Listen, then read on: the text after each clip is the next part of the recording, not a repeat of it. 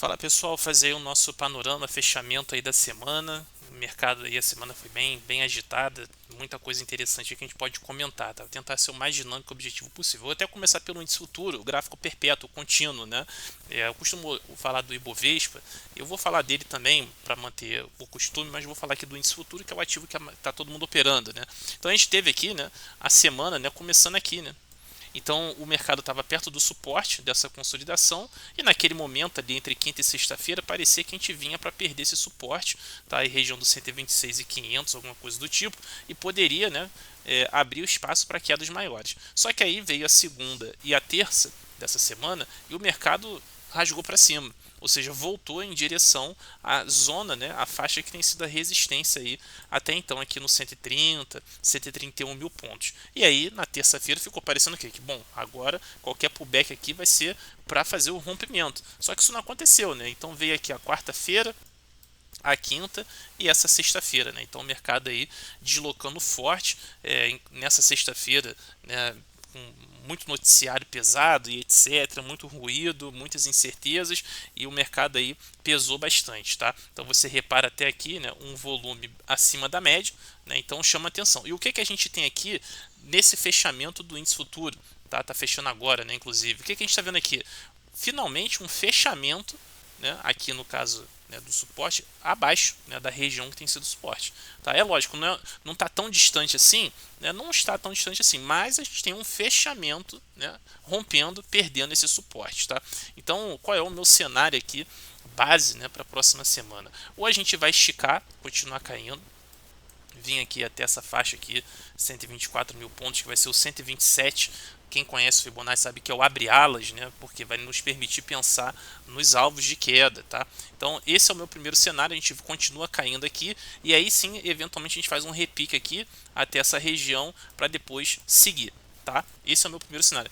Mas não dá para descartar que a gente faça o repique logo antes. Tá? Não é o que eu gostaria, não é o que eu gostaria, não é o que eu acho ser o mais provável, tá bom? Mas é óbvio que pode acontecer. Então você vai ter que ficar esperando. A gente vai ter um repique, né, no início da semana para depois seguir a queda, ou a gente vai cair direto? Essa é a pergunta aí que a gente vai ficar acompanhando no início da semana que vem, beleza? Agora vamos falar do nosso Ibov, né? O Ibovespa aí, o nosso índice, tá? Então o que a gente está vendo aqui no semanal, né? Segue lateral, né? Segue lateral, não mudou nada, então aí são 3 meses basicamente na mesma região. E novamente a gente está perto da região que tem sido suposta, essa faixa aqui dos 126 mil pontos, fechou bem levemente abaixo. Tá? Já falei, repito, tem espaço para cair mais esse Ibov, tá? E aí eu vou recorrer aqui ao gráfico diário que a gente vai conseguir enxergar os números aí de curto prazo, né, para a gente prestar atenção. Eu já falei muitas semanas, tá? O primeiro ponto que eu estou de olho é essa faixa aqui do 124, que não está tão distante. Se a gente pegar aqui o fechamento da semana, a gente está falando aqui de nem 2%, 1% ali, alguma coisa vai chegar lá.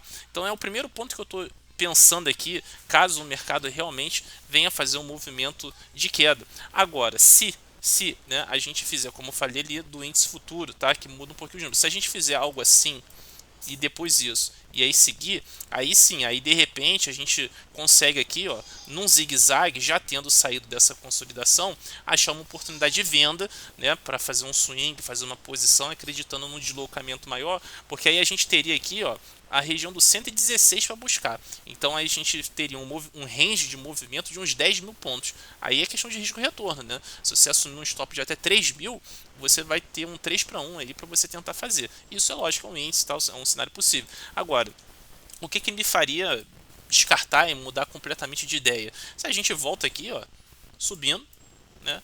E volta lá para a resistência e volta para ficar dentro dessa consolidação. Ou lá nos tempos mais curtos, tipo uns 60 minutos, a gente faz algo assim. Tá? Não é o que ficou parecendo aí nesse final de semana aí, a semana encerrando hoje, mas nada é impossível, tá? Então a gente tem que sempre ter os cenários, né, e acompanhar o que vai se desenvolver. Se desenvolver de uma forma, a gente já sabe o que fazer. Se desenvolver de outra forma, a gente também tem que saber o que fazer. E óbvio, né, se eu estiver do lado contrário do mercado, eu saber aí estopar minha posição, me defender e seguir com a minha vida aí esperando a próxima oportunidade, beleza? Falar dos juros aqui logo, os DIs, né? Os DIs seguem com viés altista, né? Então já vem falando há muitas e muitas boas semanas sobre isso, tá? Segue subindo, segue perto das máximas aqui do ano, então ficou 2 dias aí, quinta e sexta-feira, meio que lateral, né? Mas o viés aí é 100% altista, tá? Então mesmo que a gente tenha aqui um zigue-zague, ou seja, um movimento aqui de queda, na minha opinião, seria para pensar o quê? Pensar em novas oportunidades de compra, para poder seguir o movimento de alta, né, para próximos números, né? Talvez aqui, por exemplo, 2027, a gente vai ficar olhando para essa faixa aqui, ó, do 11%, 11,18, 11,20, alguma coisa do tipo.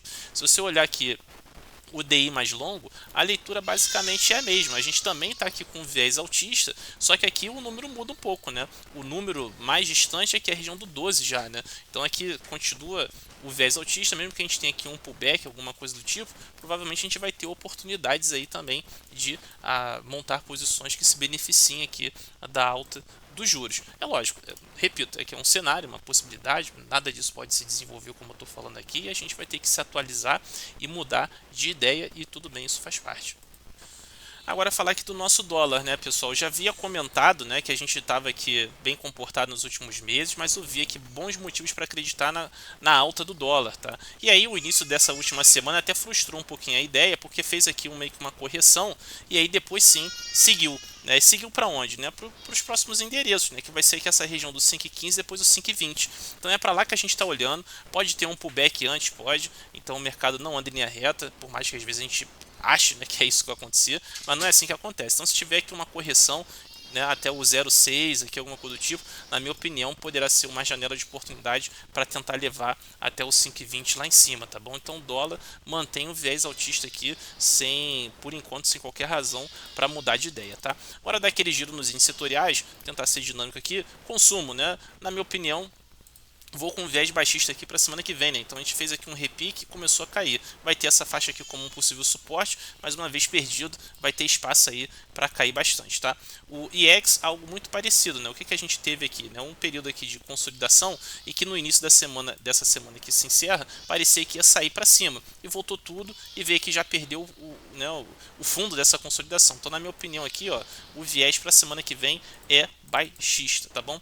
E FNC, esse sim, é um setor importante, relevante do nosso mercado, né, os bancos. Olha só, tá numa consolidação aqui, ó, mas olha aqui, também tá flertando com rompimento, ou seja, sair dessa consolidação e aqui no caso para baixo, né, definir para baixo. E aí olho vivo, porque como eu já falei também várias e várias vezes, né, tirando o Petrobras, o setor, né, que tem andado junto aí com o Ibovespa, o mercado, é o financeiro, os bancos, tá? Então na subida, na queda, na subida e nesse período de lateralidade, só você colocar IFNC e Ibovespa que você vai ver que eles estão bem alinhadinhos. Então pode ser a dica aqui, né? Então olho vivo nisso, porque pode ser, além de ser dica, também oportunidade pra gente aí mais adiante. E mate, né? Também aqui, ó, corrigindo bastante, perdendo um ponto, né, que sempre é interessante, que são a região das médias. E o que eu vou manter aqui? Tá? O viés altista. Tá? É lógico que precisa se segurar por aqui. Tá? Então eu mantenho um viés altista aqui pelo movimento, pelo price action, tá?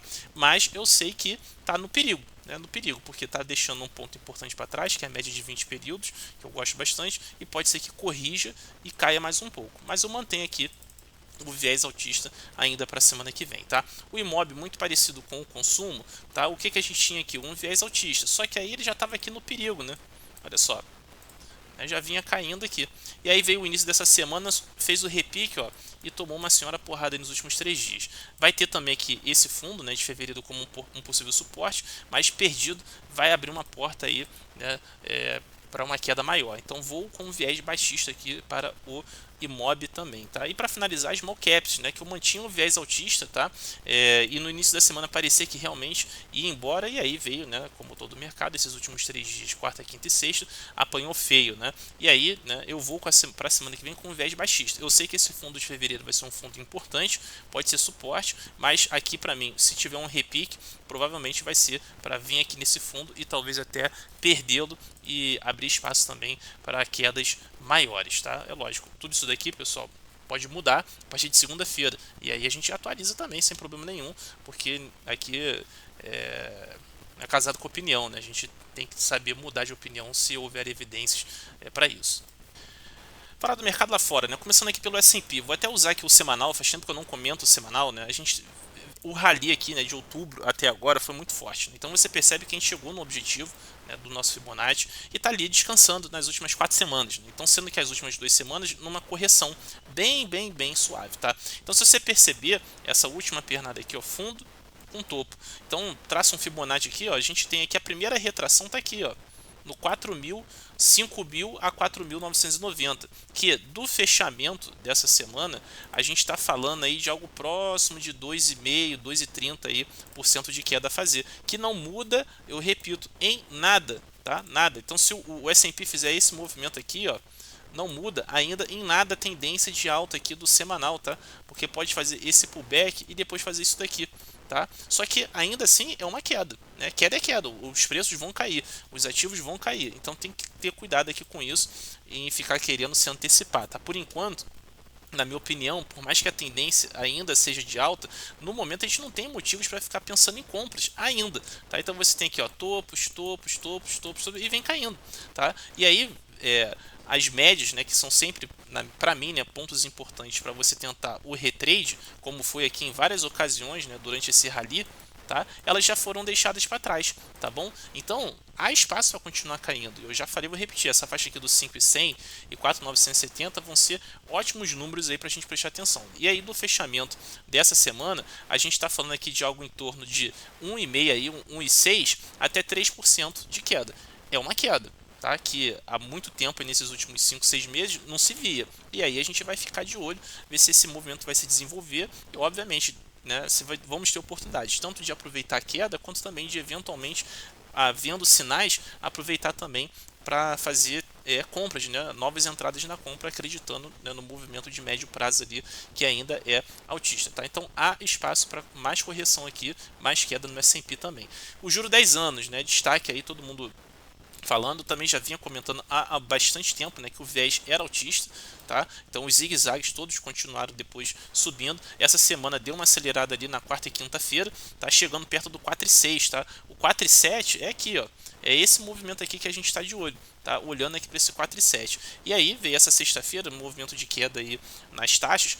Acredito, eu não sou economista, eu vi alguns comentários sobre de que provavelmente é um movimento dos investidores, né, comprando a renda fixa, né, ou seja, comprando o título, e todo mundo comprando o título, a taxa cai, né? Então pode ser a explicação para esse movimento de queda. Mas de todo jeito aqui no gráfico, que eu não estou preocupado com o porquê do movimento, tá claro, né, que o 10 anos aqui deu uma esticada, né? Então você vê que teve um fechamento fora da banda e etc. Então sugere aqui que a gente pode ter sim uma correção, né, até um período de lateralidade como foi aqui, por exemplo, tá? Então olho vivo, porque pode ser que o 10 anos dê uma descansada aí nos próximos dias. Petróleo, né? Esse segue com viés altista, tá? Então deu uma recuada aqui, você tá vendo, né, no final do dia, mas o viés é altista depois de beliscar 92, na minha opinião a gente está olhando aqui para 95 e além, tá? Então mesmo que tenha aqui um pullback, na minha opinião é para comprar, o viés aqui ainda é altista, tá? E finalizando aqui o minério, né? O minério, né, vinha numa trajetória baixista, fez aqui o 95 e veio para o repique. Então ele ficou aqui alguns dias, né, zanzando aqui 108, 9, 10, alguma coisa do tipo. O que eu vinha comentando durante essa semana, tá? Que se houvesse, né, a ultrapassagem aqui dessa região, abre espaço para esse minério continuar subindo aqui direto e reto aqui até a direção dos 120, tá? Agora é lógico, pode ser que tenha um pullback aqui antes e faça esse movimento. De todo jeito, a tendência aqui de baixa já está aí com a luz amarela já quase mudando, né, o sentimento. Então pode ser, né, que o minério continue aí subindo, né, se apreciando aí em direção aqui ao 120, tá? Então a tendência foi bonita, saiu de 143 para 95 e aí pode ser que agora esteja chegando ao fim, tá bom, pessoal? E para finalizar hoje, eu vou falar aqui do VIX, né? Todo mundo comenta sobre o VIX, o índice do medo e etc, né? Que nada mais é que uma medição ali da volatilidade das opções de S&P, tá? Em geral, né, a volatilidade sobe, para quem não sabe, quando há percepção de risco, né? Então uma procura por hedge, compra de put, etc, né? Então isso faz com que a volatilidade suba, tá? E foi o que a gente viu aí no final dessa última semana, especialmente nessa sexta-feira, quando o VIX aqui, ó, ele fez uma nova máxima no ano, tá? Deu uma recuada no final, você tá vendo aqui, ele chegou a estar subindo acho que 25%, deu uma recuada, mas, né, deu essa explodida aí. Então pode ser, né,